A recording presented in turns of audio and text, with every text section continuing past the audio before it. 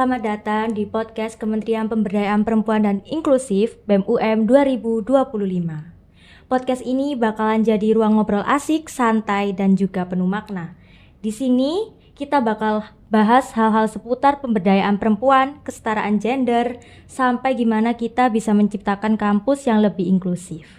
Kenalin dulu nih, aku Aca dari Fakultas Ilmu Keolahragaan. Seneng banget bisa nemenin kalian di obrolan perdana ini. Harapannya podcast ini bisa jadi wadah sharing untuk kita semua. Nah, di episode pertama ini kita spesial banget kedatangan bintang tamu keren. Ketua HMD Ilmu Kesehatan Masyarakat. Halo Kak Davi. Halo, selamat pagi ya. Ya, selamat pagi juga Kak Davi. Gimana nih Kak kabarnya? Alhamdulillah baik, sehat. Kita bakal ngobrol soal perjalanan mungkin perjalanan kuliahnya ataupun organisasinya nih ya. Nah, buat kalian dengerin yuk, temenin kita dari awal perjalanan podcast ini. Kalau ngomongin perempuan di kampus, pasti banyak banget nih ceritanya. Mulai dari yang ringan sampai topik yang berat. Seperti stereotip perempuan harus anggun, gak boleh ribut, sampai ke hal-hal serius kayak kesehatan reproduksi atau kesehatan mental ataupun kesehatan seksual. Nah, menurut kamu pribadi nih Kak, tantangan perempuan di kampus sekarang tuh apa sih? Oke, terima kasih. Tantangan untuk saat ini di kampus sih bagi aku adalah gimana cara kita bisa ngatur diri kita untuk bisa berkontribusi dengan hal-hal yang positif dan benar mengambil keputusan. Gitu sih. Mungkin sebelumnya kan teman-teman pada bingung gitu kan. Tiba-tiba mungkin nongkrong biasanya paling banyak nongkrong ya. Iya. Cuman nongkrongnya nggak ada hasilnya gitu. Nah itu tantangan paling besar untuk saat ini sih. Berarti kalau nongkrong-nongkrong mungkin bisa ditambahin sama hal-hal yang lebih berbobot, Iya, mungkin ada insight-nya gitu ya. Benar, bisa nugas kek atau gak cuman ngobrol aja atau apa gitu. Menarik banget. Apalagi kalau kita tarik ke perspektif laki-laki ya. Soalnya kan sering kali nih perempuan yang berusaha bersuara itu tuh dianggap bawel. Tapi kalau laki-laki yang ngomong itu malah justru didengerin, dianggap tegas kayak gitu kan. Nah, aku penasaran nih Kak, menurut kamu nih gimana sih sebenarnya cara laki-laki itu memandang seorang perempuan di kampus? Apakah udah mulai setara atau kayak gimana? Oke, kalau dari aku ya, Kak, kalau dari aku kan di Fakultas Ilmu Keolahragaan dan kebetulan aku dari Departemen Ilmu Kesehatan Masyarakat di mana itu paling banyak mahasiswa ceweknya ya di KM. Mungkin perbandingannya 80-20 lah untuk mahasiswa ceweknya 80 dan 20 mahasiswa cowoknya. Ya. Kami melihat bahwa perempuan itu adalah sumber dari kekuatan. Kalau misal kita laki-laki adalah kekuatan itu sendiri, tapi cewek itu adalah perempuan itu adalah sumber kekuatan gitu. Jadi kalau pandangan kami pada era modern, pandangan aku ya pribadi, perempuan itu sekarang sudah bisa berdaya sendiri, sudah punya perannya sendiri dan sudah bisa lantang menyuarakan suaranya gitu. Berarti udah mulai setara gitulah ya, nggak kayak zaman dulu lagi. Iya, sekarang udah terbuka gitu kan. Kalau kita lihat nih masih ada aja yang mikir perempuan di organisasi tuh cuma jadi pelengkap aja. Nah, menurut kamu tuh gimana? Kan sebagai ketua himpunan, menurut kamu kayak gimana? Nah, di sini perspektifnya baru ya. Kalau dari aku berhubung aku sekarang kan diamani ketua himpunan mahasiswa Departemen Ilmu Kesehatan Masyarakat, yang dimana paling banyak itu perempuan anggota dan pengurusnya, sehingga kalau statement tadi perempuan hanya pelengkap tidak, justru di himpunan aku ya, ini paling banyak rata-rata kepala divisinya itu dari perempuan semua. Dan manajerialnya ini ya mungkin bedanya sama laki-laki seperti itu ya. Kalau perempuan itu manajerialnya dia bisa multitasking gitu. Dia bisa melihat POV yang tidak hanya dalam sisi kondisional saja, tapi dia bisa melihat kayaknya ini bagus deh, ini enggak gitu. Lebih ke estetika dan lebih ke firasat atau apa gitu atau sugesti. Nah, kadang itu benar gitu. Dan laki-laki kadang tidak memandang seperti itu. Nah, itu yang menjadi keunggulan perempuan ya dalam manajerial. Jadi dia bisa multitasking, dia bisa ngatur meskipun lagi nugas, meskipun lagi ada kerjaan ini, dan itu dikerjakan dengan baik gitu. Oke, berarti udah nggak dianggap cuma pelengkap aja nih. Sekarang perempuan itu udah ada tempat sendiri di organisasi dan pastinya udah lebih dibutuhkan lah ya. Nah kadang juga ada stigma kalau perempuan itu vokal dianggap terlalu keras, padahal kalau cowok vokal itu dibilang wajar. Nah menurut kamu gimana sih cara ngubah mindset yang kayak gitu itu? Kalau kayak gitu sebenarnya itu mindset yang udah usang ya. Kalau kita merasa perempuan vokal itu dianggap keras, berarti kan kita aja sebagai laki-laki yang tidak bisa menyamai value-nya dia gitu kan. Nah, kalau pemikiran dulu kan kerdil ya. Kalau perempuan itu misal terlalu lantang, terus karena tidak ada kemampuan kita untuk bisa menyaingi value-nya dia, sehingga kita bikin stereotip tuh. Perempuan ini terlalu lantang atau gimana gitu. Jadi kitanya malah mengasih stereotip kalau perempuan lantang itu tidak baik gitu. Padahal kalau kita dilihat dari POV lain itu adalah ketidakmampuan kita untuk menyamai dan untuk melihat bahwa perempuan itu memang punya value gitu. Nah untuk saat ini banyak kok perempuan-perempuan yang bisa memperjuangkan hak-haknya dan sekarang juga sudah lebih maju ya pemikirannya, sehingga stereotyping yang bilang perempuan yang lebih lantang itu udah pemikiran usang gitu. Kolot ya kayak apa sih, kayak kok kalau laki-laki diwajarin, kalau cewek kok dianggap kayak terlalu keras atau cewek kasar kayak gitu kan. Nah dari sudut pandang laki-laki nih, apa sih bentuk dukungan paling sederhana yang mungkin bisa dilakukan dari kampus supaya kampus ini lebih ramah bagi perempuan? Sebenarnya kalau dari segi kampus ya, itu sudah ada fasilitas-fasilitas mengenai konsultasi mental atau gimana, itu kan ada peer counseling juga kan. Nah di situ juga teman-teman juga bisa dapat fasilitas terkait itu, misalnya ada keluh kesah dan sebagainya. Cuman untuk saat ini di HMD sendiri ya, aku tarik di Departemen Ilmu Kesehatan Masyarakat dan fakultasku sendiri, itu kita tidak ada stereotyping bahwa laki-laki harus jadi ini dan perempuan harus jadi ini. Itu tidak ada stereotyping, semuanya punya hak dan kebebasan untuk bisa berkontribusi dan berperan sih sebenarnya.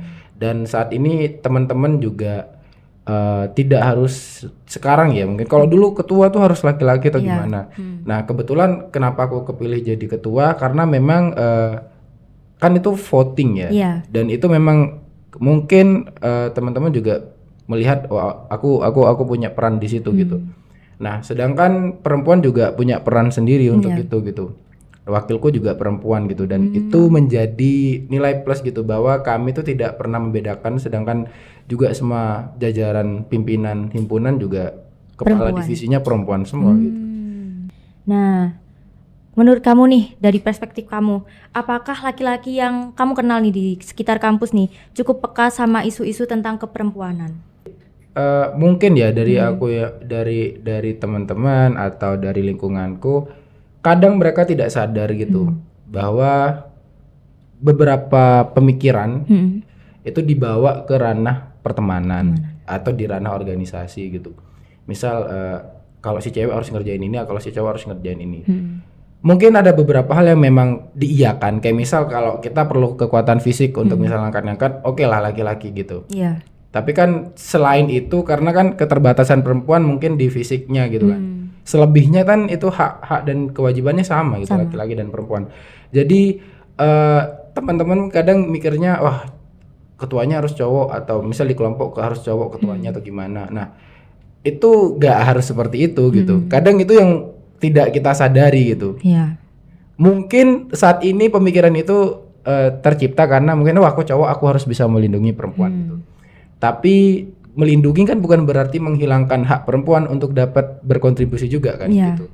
Nah itu yang mungkin yang tidak disadari oleh masyarakat kita atau teman-teman kita lah di lingkungan kita gitu. Nah, gimana sih selama ini kamu cara memanage, biar kan di himpunan kamu tuh banyakan perempuan kan katamu.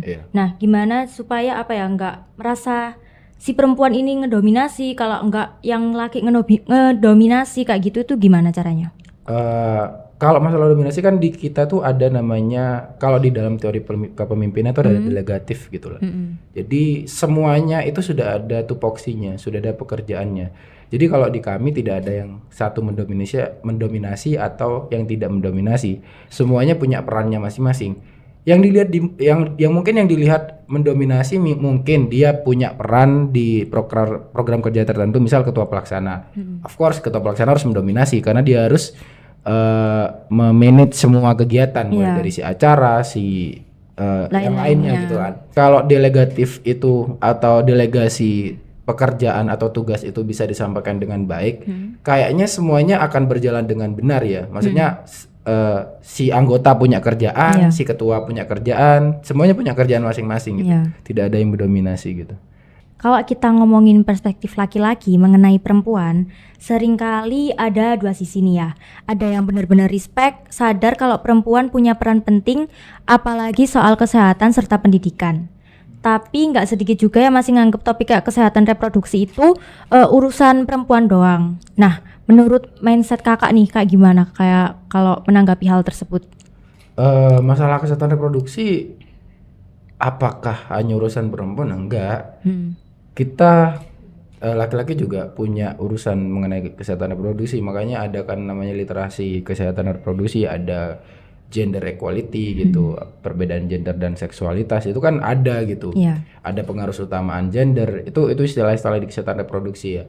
Nah itu POV-nya gak cuman cewek dan cowok gitu, gak cuman cewek aja, tapi cowok juga punya peran dalam kesehatan reproduksi gitu. Jadi tidak hanya perempuan, cowok juga harus tahu tentang kesehatan reproduksi, karena dua-duanya berperan dan dua-duanya juga punya andil di situ gitu. Kan gak yang gak cuman perempuan aja kan, kalau misal kita bicara tentang kesehatan reproduksi, laki-laki juga harus punya literasi tentang kesehatan reproduksi gitu. Gimana kalau bahas-bahas tentang kesehatan reproduksi, menurut kakak nih lebih enak dari segi pendidikan formal atau kayak di tongkrongan atau ngobrol-ngobrol santai kayak gini gitu? Ya, kalau kesehatan reproduksi ini kayak gimana ya, dia tuh kayak, kalau aku analogikan itu kayak dia tuh ada file, tapi dia ke private gitu, gitu kan? Selama ini mungkin di ruang lingkup keluarga kita seperti itu gitu. Ada file tentang kesehatan reproduksi, tapi dia di private, kayak seakan-akan itu tabu.